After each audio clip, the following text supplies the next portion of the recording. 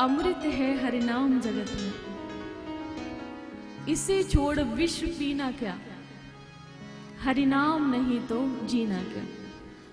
महापुरुष संतजन कहते हैं कि संसार में भगवान का नाम अमृत के समान है। जा सुनाम सुमृत इक बारा और उतरे नर भव सिंधु अपारा। एक बात बताओ,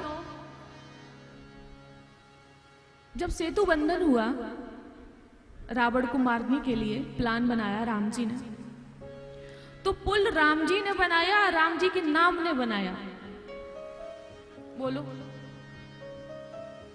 नाम से पत्थर तैर रहे थे और जिस पत्थर को राम जी छोड़ रहे थे वो डूब रहे थे।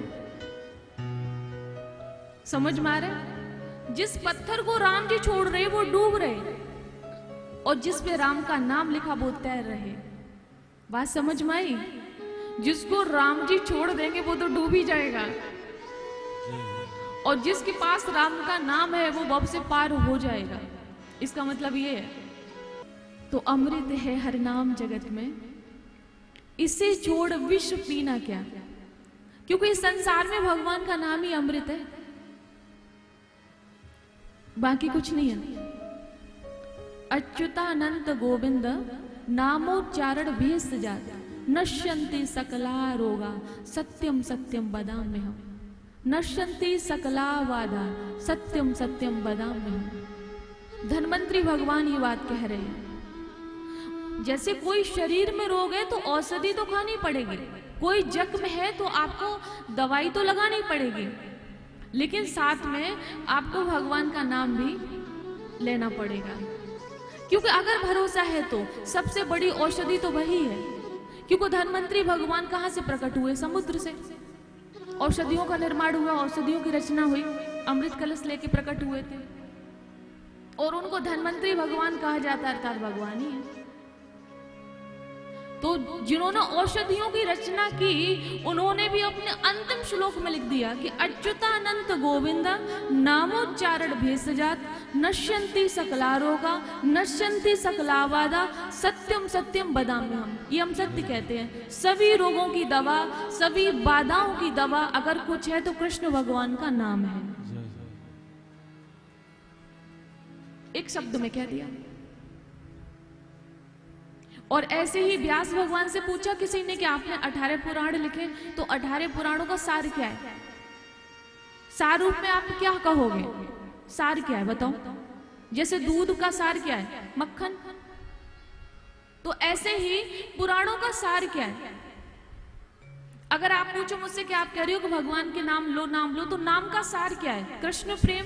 कृष्ण प्रेम का सार क्या? कृष्ण की प्राप्ति। तो ऐसे ही पुराणों का सार क्या है? मतलब सार के रूप में आप दो बातों में क्या कहोगे? किसी ने भगवान से कहा, व्यास भगवान से, तो उन्होंने एक ही बात कही, अष्टादश पुराणेषु व्यासस्य वचनद्वयम्। 18 पुराणों में व्यास भगवान ने विशेष रूप से दो बातें कही सार के रूप में। क्या? परोपकाराय पुण्याय और पापाय परपीडनम। पुण्य क्या है? परोपकार करना, किसी प्यासे को पानी पिलाना, किसी भूखे को भोजन खिलाना, किसी जीव के प्राण बचाना। मान लो आप धनवान है, आप सक्षम है और कोई झोपड़ी में रह रहा है, उसे बहुत तकलीफ है, आप एक कमरा बनवा सकते हो, आपका कुछ नहीं जाएगा। 10 कमरे बेटे के लिए बनवा रहे हो तो एक कमरा आप उसके लिए बनवा सकते हो, वो परोपकार है। और परोपकार करना ही पुण्य है, ऐसा व्यास भगवान कहते हैं। तो पाप क्या है? किसी को पीड़ा देना ही पाप है।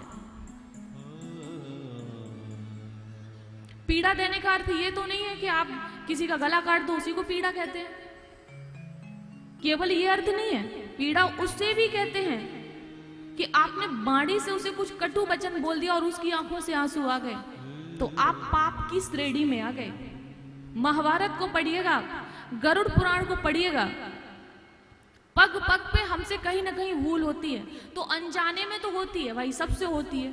हम ये नहीं कहते चलते हैं चींटियां मरती हैं पाप लगता है, तो अनजाने में किए हुए पाप भगवान क्षमा कर देते हैं। अगर हम क्षमा मांगते हैं तो भगवान कर देते हैं। भगवान को भी पता है कि व्यक्ति चलेगा, काम करेगा तो चींटी मरेंगी, चींटा मरेंगे। भगवान भी जानते हैं।